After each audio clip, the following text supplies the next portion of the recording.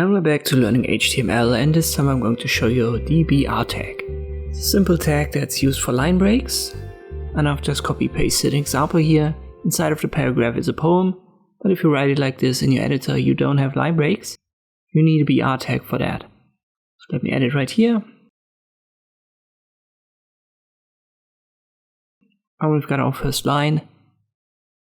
And if we add it to every line now, browser knows that we want to have a line break after every single one of them.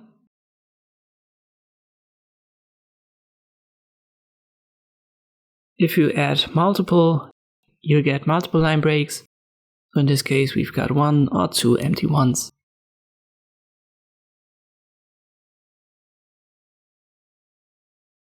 You can also see that the BR tag is self-closing, so you don't have to write a closing tag for it.